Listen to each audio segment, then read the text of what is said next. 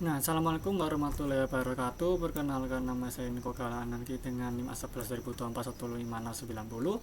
Pada kesempatan kali ini saya akan mempraktikkan penerapan machine learning atau pembelajaran mesin secara langsung menggunakan bahasa pemrograman Python. Tujuannya utamanya untuk melihat sebuah algoritma machine learning dapat dilatih dari data nyata untuk mengambil keputusan. Nah, dataset yang digunakan adalah dataset hepatitis, yaitu adalah data klinis pasien mengidap penyakit hepatitis. Dataset ini berisi berbagai informasi medis seperti di sini ada beberapa variabel, ada age, sex, steroid, antiviral, fatigue, malaise, dan ini adalah sebagai gejala. Nah, dataset ini bervariasi multivariate, kemudian ada 155 sampel data dengan fitur type-nya, yaitu ada categorical, integer, kemudian ada real. Di dataset ini terdapat missing values, kemudian di sini ada 19 fitur, dan asosiatasnya adalah classification. Dengan targetnya adalah class yang berisi dead or live. Nah, jadi berdasarkan ini kita akan membuat algoritma machine learning-nya. Nah, setelah kita mendownload ini, kemudian kita taruh di folder yang telah dibuat. Selanjutnya adalah bagian coding. Nah, di sini untuk library-nya ada import OS digunakan untuk berinteraksi dengan OS sistem operasi, seperti membuat folder, menyimpan hasil gambar otomatis, dan lain.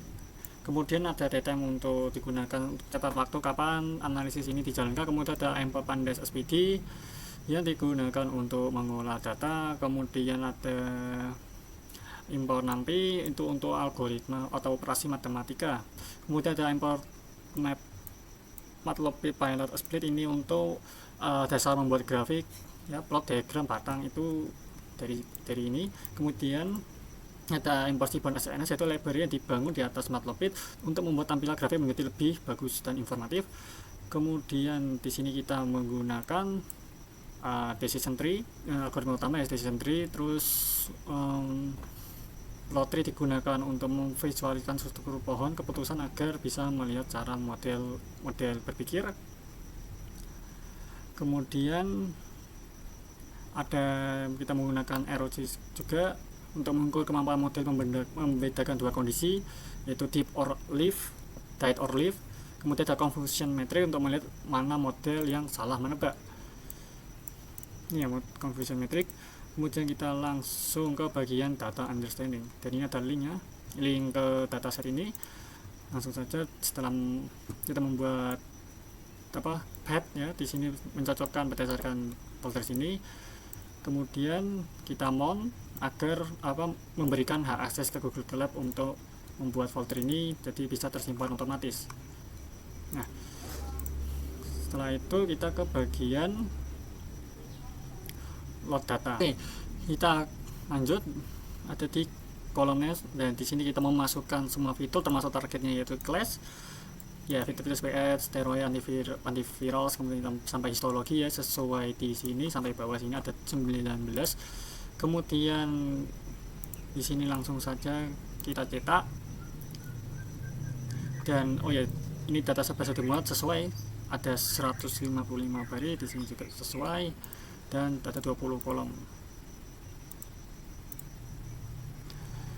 Kemudian bagian kategori data itu digunakan, ya, bagian ini digunakan untuk memisahkan data frame berdasarkan type-nya. Langkah ini cukup penting atau mungkin penting banget dalam tahap peraparan data, karena fitur numerik dan kategorikan seringkali membutuhkan suatu perlakuan yang berbeda.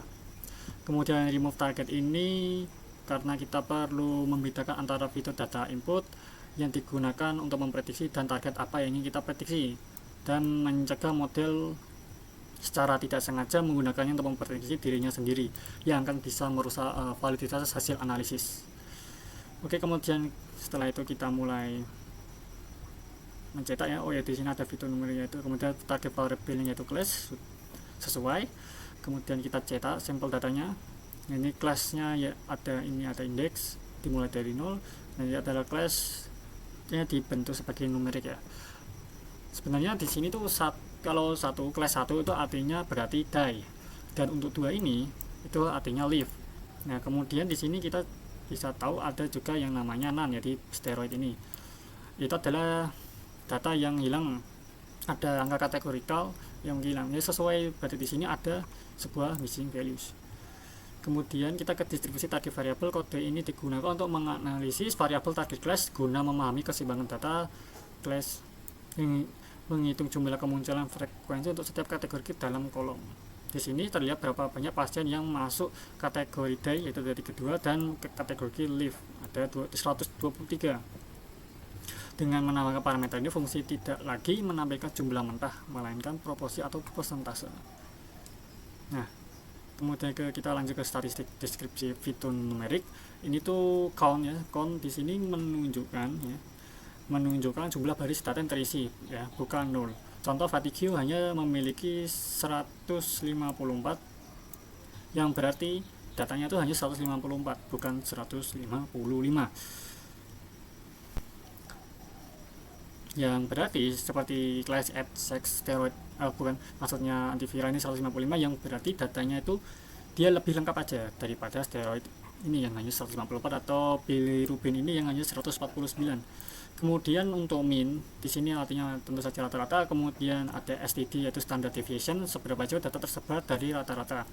Semakin tinggi nilainya, semakin bervariasi datanya. Kemudian di sini ada min max ya. Min max itu adalah nilai terendah dan nilai tertinggi seperti namanya.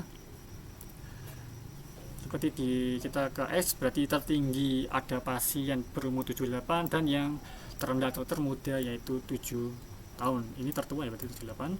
Kemudian kita ada 25, 50, 75% yaitu disebut sebagai quartiles. 50% ini sebagai median atau nilai tengah. Jika median itu jauh berbeda dari min, itu adanya data tidak simetris. Kemudian ada 25%. Kemudian kita langsung saja lanjut ke bagian visualisasi. Nah, di sini kita pakai visualisasi distribusi target variabel, yaitu distribusi target variabel, yaitu kita ke sumbu X. Sumbu X ini adalah kelas kategori, itu menunjukkan label target dalam dataset hepatitis. Biasanya itu seperti tadi, satu itu melambangkan die, dan dua itu melambangkan live yang biru ini. Kemudian sumbu Y itu adalah sebagai count, menunjukkan jumlah pasien dalam setiap kategori. Oke, kita lanjut ke bagian distribusi fitur numerik ini, yaitu grafik ini adalah kumpulan histogram yang digunakan untuk melihat penyebaran data pada 6 fitur. Di sini kita ambil contoh aja distribusi pada X ini. Sumbu X ini menunjukkan usia pasien, bisa dilihat angka dari kisaran 10 hingga 80. Kemudian ada sumbu Y ini adalah frekuensi. Jika batang di angka usia 40 cukup tinggi, berarti banyak pasien berusia sekitar 40 tahun yang terkena hepatitis. Kemudian kita langsung lanjut ke bagian box plot. Nah, kemudian kita ke box plot ini untuk deteksi outlier ya. Nah, kita ambil contoh lagi-lagi pakai box plot. Sini garis tengah merah ini adalah median atau nilai tengah. Jika garis ini ada di tengah, artinya data sudah menyebar ya. Kemudian box ini juga mewakili 50% data. Di sini batas bawah kotak ini adalah 25% kurang lebihnya sebagai data terbawah, dan batas atasnya itu adalah 75 atas ya. Nah, garis horizontal atas bawah ini, garis ini itu adalah rentang usia pasien yang masih dianggap normal. Nah, kemudian titik-titik di sini yaitu misal selepas 75 atas ini adalah outlier atau disebut outlier lah. Di angka 80 tahun sementara mayoritas pasien itu adalah berumur 40 atau sekitaran kotak ini. Maka pasien 80 tahun itu dianggap data ekstrim atau biasa disebut sebagai outlier. Kemudian kita langsung lanjut aja ke bagian distribusi kategorikal. Di sini kita masukkan fitur-fitur yang ada. Kemudian di sini ada, bisa lihat distribusi kategorikalnya terhadap target seperti fatigue versus class. Kemudian graphics X kita ambil aja langsung ke fatigue versus class ini. Nah, sumbu X ini ya angka 1 itu berarti ya dia memiliki gejala kelelahan dan dua ini kalau berdasarkan data CDT adalah berarti dia tidak memiliki gejala kelelahan. Kemudian Y ini adalah sebuah proportion ya. Warna batang biru ini melambangkan class day 1 ya. Dan merah ini melambangkan class 2 atau leaf. Jika warna biru di sini lebih tinggi dibandingkan batang angka 2 atau tidak VTQ ini, maka gejala kelelahan memiliki kaitan dengan resiko kematian yang lebih tinggi. Jika proporsi warna merah leaf jauh lebih besar ini, ya, ini lebih besar, maka pasien yang tidak kelelahan, ya, ini bagian turunnya tidak kelelahan memiliki peluang hidup yang lebih tinggi aja. Kemudian kita langsung ke bagian check missing value. Berdasarkan data ini benar, yes, has missing values. Setelah dicek, di sini ternyata ada missing value. Dan di sini juga ada untuk cek duplikasi. Setelah kita run, hasil dari output ini terlihat bahwa fitur proof time ini memiliki 43,23% data hilang. Ini angka yang cukup besar sehingga nanti saat proses pembersihan missing values akan kita isi bagian yang hilang ini, yang 43 ini menggunakan median. Di sini kita menggunakan median ya untuk mengisi missing values itu. Kemudian kita ke data preparation. Ini kemudian kita copy dulu datanya. Sebelum itu kita menyimpan jumlah missing sebelum di cleaning, mengetahui kolom mana saja memiliki nilai kosong dan seberapa banyak jumlahnya. Langkah ini termasuk pentingnya bagian ini, karena beberapa kolom seperti per time memiliki tingkat kehilangan data yang tinggi sehingga perlu tahu persis apa yang sedang kita perbaiki. Kemudian kita lanjut ke imputation untuk numeric median. Tujuan dari imputation ini adalah untuk menangani data yang hilang. Di sini saya memilih median karena dia lebih bagus terhadap outlier dibandingkan kita pakai min. Pada dataset hepatitis ini, fitur seperti biliburi atau sigot seringkali memiliki outlier yang bisa menarik nilai rata-rata menjadi tidak kuat. Nah, maka karena itu saya memilih median, nilai tengah. Kemudian kita ke imputation untuk categorical mode. Tujuannya untuk mengisi nilai yang hilang pada fitur kategorikal ya.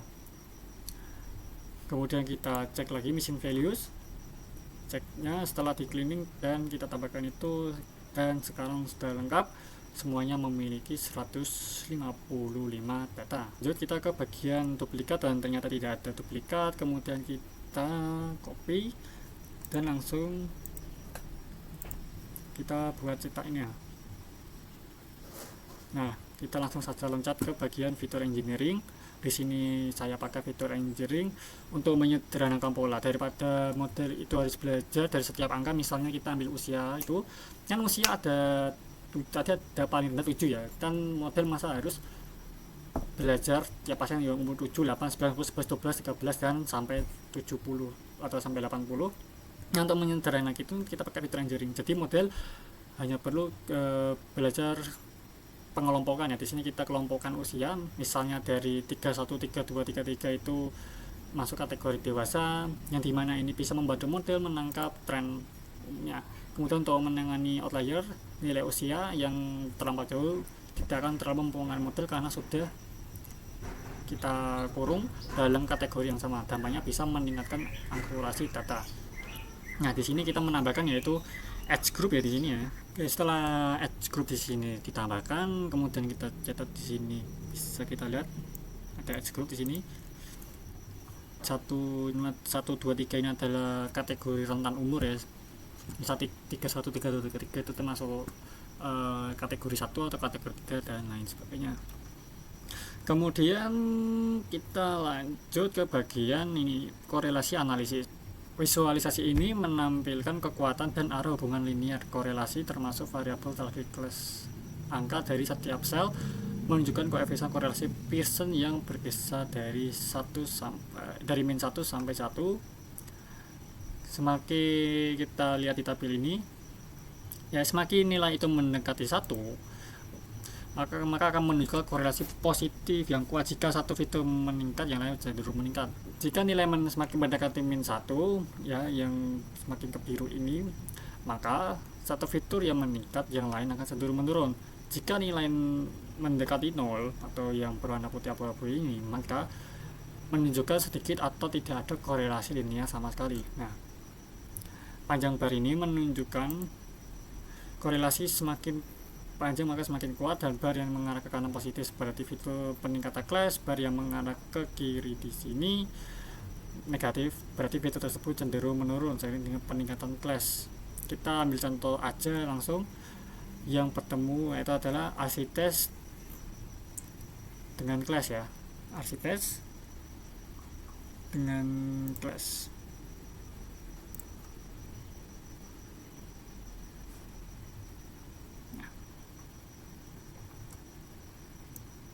Hasil kelas ini ada berada di nilai 0,47. Angka ini positif, artinya ada kecenderungan kuat bahwa kehadiran asites atau bisa disebut purubunjit itu karena purubunjitan cairan ya, itu berhubungan langsung dengan klasifikasi kelas pasien. Nah, kemudian kita lanjut ke fitur correlation with target ini. Grafik ini secara spesifik memvisualisasikan korelasi antara masing-masing fitur dan variabel target saja. Ini membantu memahami fitur mana yang paling relevan untuk memprediksi class. Kita ambil saja contoh X ini, umur.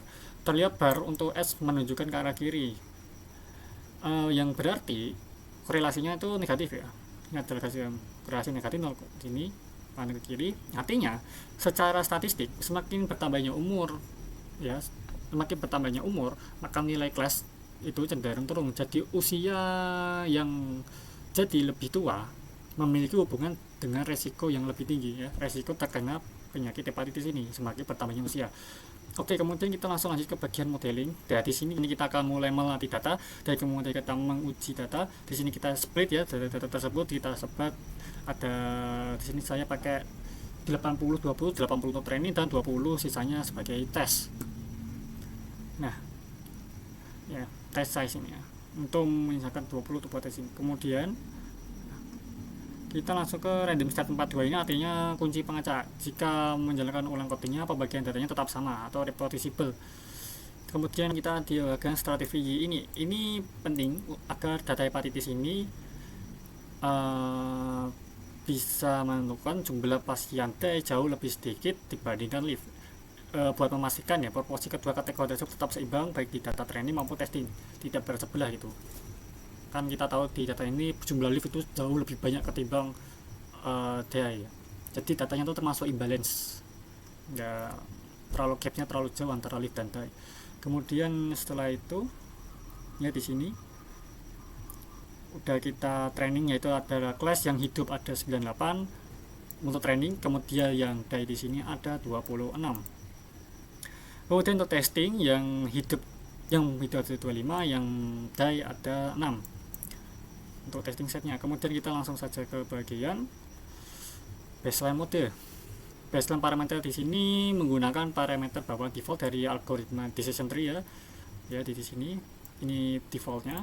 Kemudian max step ini artinya berarti pohon dibiarkan bercabang ya sedalam mungkin sampai data habis, yang kemungkinan besar hal ini bisa menyebabkan overfitting. Nanti kita akan lihat overfittingnya berapa persen. Kemudian di sini ada DTP decision tree, ini adalah bagian yang paling krusial ya, perintah fit. Itu model sedang belajar mempelajari pola antara fitur X trend dan hasil akhirnya Y trend. Nah, kemudian di sini sudah outputnya split 2 live dan stop 42. Kemudian kita bagian prediksi. Pada bagian ini di sini model menggunakan data X trend ini untuk membuat prediksi. Diproba mengambil probabilitas skor keyakinan model yang nantinya digunakan untuk menghitung log curve. Nah, matrix kode ini menghitung 4 metrik untuk menggunakan average weighted, karena data hepatitis ini kan tadi saya bilang imbalance ya. Nah, di sini kita akan mengoutputkan berapa akurasi, precision, recall, dan F1 score untuk training dan juga testing. Di sini juga kita akan bisa lihat overfittingnya. Nah, sebelum itu akurasi ini adalah persentase atau prediksi yang benar. Kemudian precision itu adalah ketepatan dari semua prediksi live dan berapa yang aslinya live. Ini akan berguna ke bagian confusion matrix. Kemudian pada recall ini adalah kepekaan dari semua yang aslinya live, berapa yang berhasil deteksi model. Kemudian ada kemudian ada F1 score rata-rata harmoni antara precision dan recall. Kemudian bagian pengecekan overfitting ini akurasi gap kode menghitung selisih antara performa saat di train dan saat di tes. Jika gapnya di atas 5%, maka akan muncul peringatan warning possible overfitting. Dan setelah kita upload, ternyata di sini kita tahu ternyata overfittingnya yaitu 0,25 atau 25% itu tinggi, ya terbilang tinggi ya.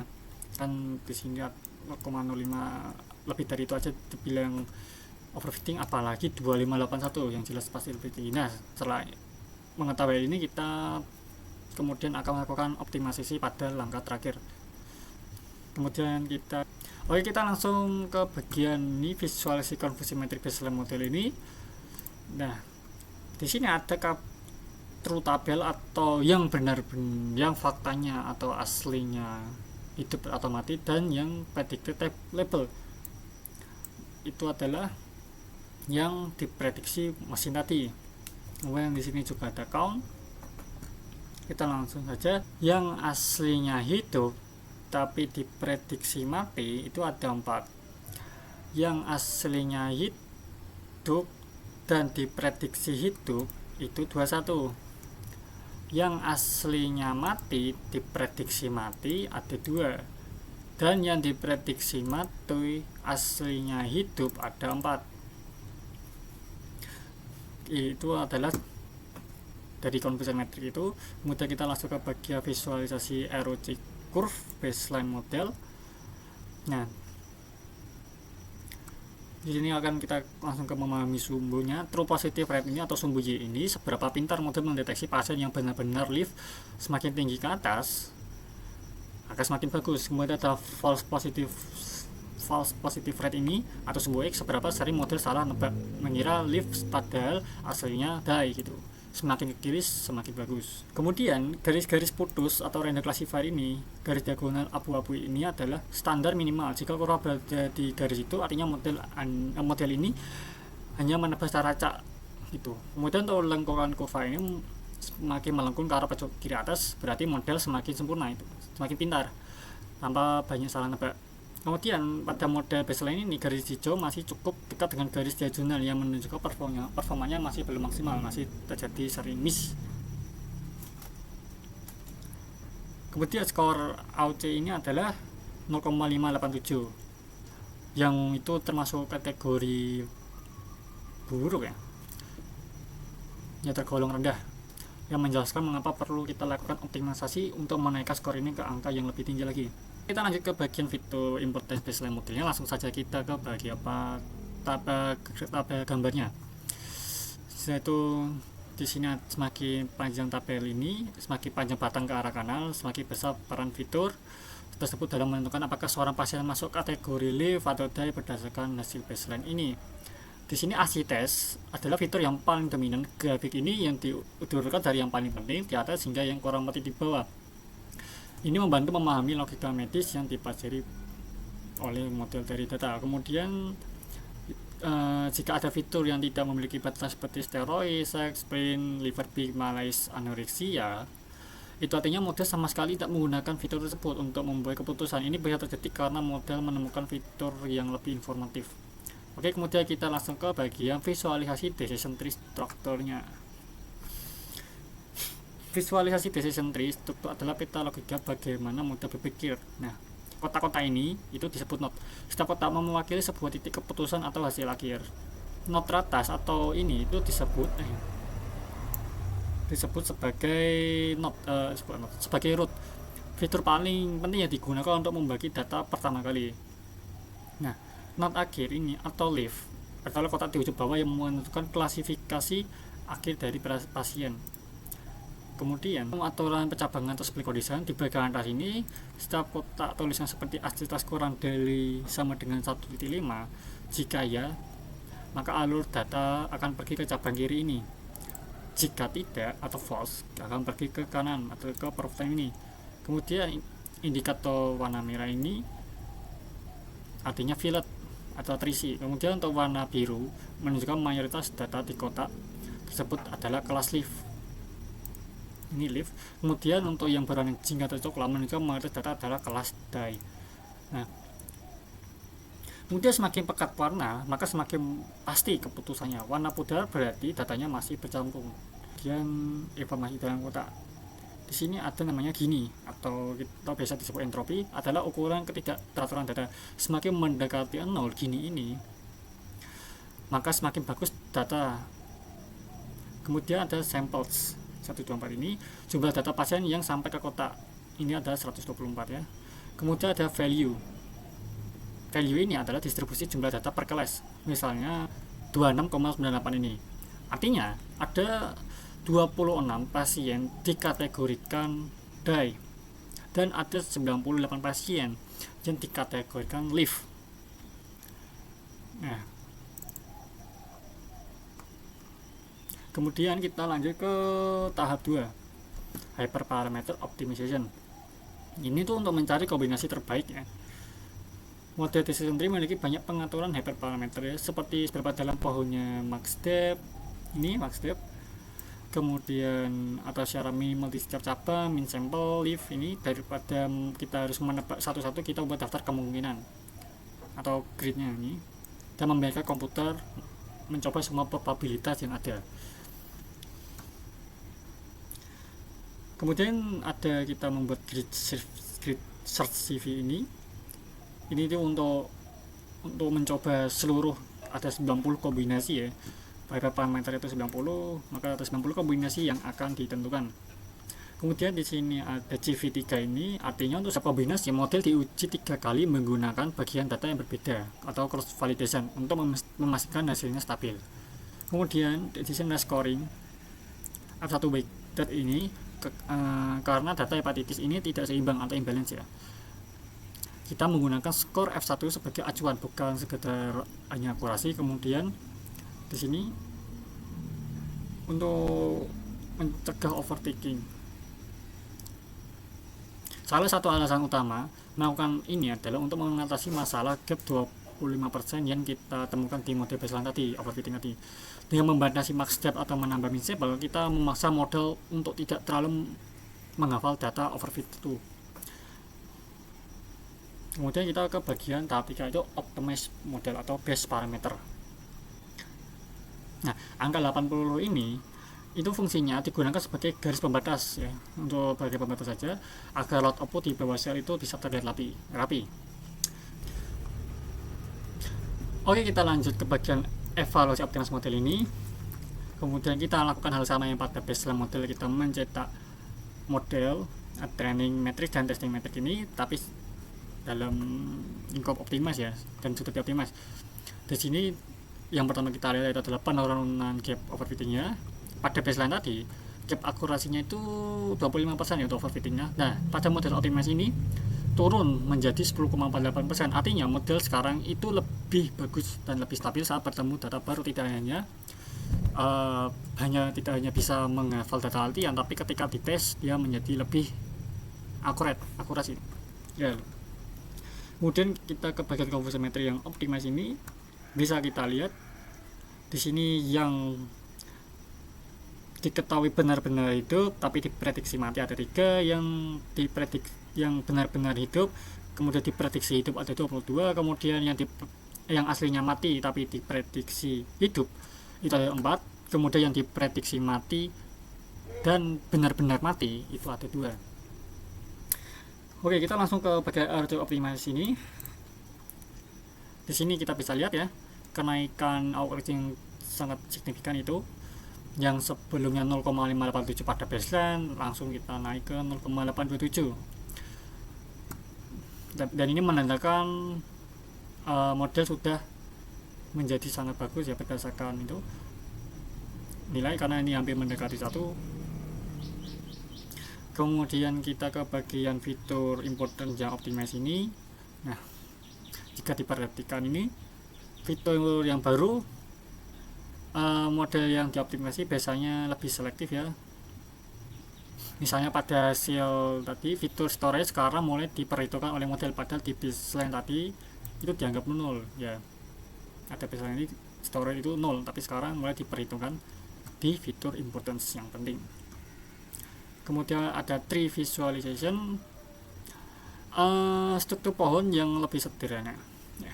Jika kita lihat visualisasi pohonnya, pohon model optimize ini biasanya lebih bagus ya, secara teratur, karena parameter min sample leaf memaksa setiap cabang memiliki jumlah data yang cukup sehingga tidak membuat keputusan yang terlalu spesifik atau sempit ya.